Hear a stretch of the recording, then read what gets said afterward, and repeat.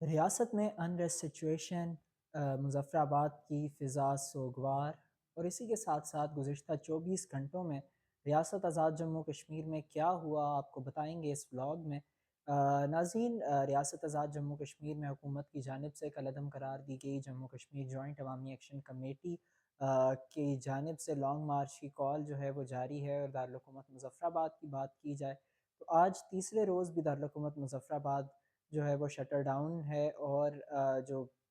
کاروباری مراکز ہیں وہ بدستور بند ہیں۔ اس کے علاوہ اگر آزاد جموں کشمیر بھر کی بات کی جائے تو آج ریاست میں چھٹا روز ہے جب انٹرنیٹ سروسز ڈاؤن ہیں اور انٹرنیٹ بلیک آؤٹ ہے ریاست میں۔ ریاست کی بات کی جائے تو بہت سی اہم ڈیولپمنٹس ہوئیں گزشتہ 24 گھنٹے میں۔ ہم نے دیکھا کہ ریاست آزاد جموں کشمیر میں جو قافلے نکلے تھے میرپور ڈویژن سے وہ پہنچے، اور راولہ کوٹ کی حدود میں ان کو روک دیا گیا۔ راولہ کوٹ انٹر ہونے سے انہیں کل عدم قرار دی گئی جوائنٹ عوامی ایکشن کمیٹی کے کور ممبر ہیں ان کی جانب سے بیان دیا گیا کہ جو قافلے ہیں وہ راولہ کوٹ کی حدود میں رک جائیں، اور بی بی سی پر ہم نے دیکھا کہ بی بی سی کو بیان دیا گیا انتظامیہ کی جانب سے کہ راولہ کوٹ میں کرفیو نافذ کر دیا گیا ہے۔ اس کے علاوہ رات کے جو ہے وہ مذاکرات کی بازگشت ہوتی رہی تمام میٹر پر آزاد جموں کشمیر حکومت کے مابین، اور کوئی بعض اطلاعات اور خبریں ہم نے دیکھیں کچھ سوشل میڈیا پر۔ اس کے مطابق جو سابق صدر ہیں سردار مسعود خان کو بھی دارالحکومت طلب کر لیا گیا، اور اس کے علاوہ بھی بہت سی چیزیں جو ہیں وہ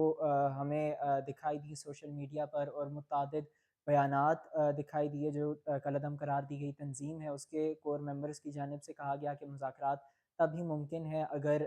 جو ڈیڈ باڈیز ہیں وہ حوالے کی جائیں، اور اس کے علاوہ جو ہے دیگر بھی 2-3 مطالبات رکھے گئے۔ اور آج کی اگر بات کی جائے تو آج صبح بھی جو فورسز ہیں ان کی جانب سے کل عدم قرار دی گئی تنظیم کو کے جو کور ممبر ہیں ان کو گرفتار کرنے کے لیے راولہ کوٹ میں، جہاں راولہ کوٹ کی حدود میں جو قافلے ہیں وہ موجود ہیں، راولہ کوٹ میں آپریشن کیا گیا جو کل عدم قرار دی گئی تنظیم ہے اس کے کور ممبر کو گرفتار کرنے کے لیے۔ تو اسی میں ہم نے دیکھا کہ جو تصادم ہوا، اور تصادم کے نتیجے میں کمشنر راولہ کوٹ کے مطابق 5 افراد زخمی جبکہ ایک شخص جاں بحق ہوا۔ اور اس کے علاوہ بھی اگر بات کی جائے ابھی کی جو لیٹسٹ ڈیولپمنٹ ہے وہ یہ سوشل میڈیا پر ایک نوٹیفیکیشن گردش کر رہا ہے جس کے مطابق جو 177 ایف آئی آرز تھیں جموں کشمیر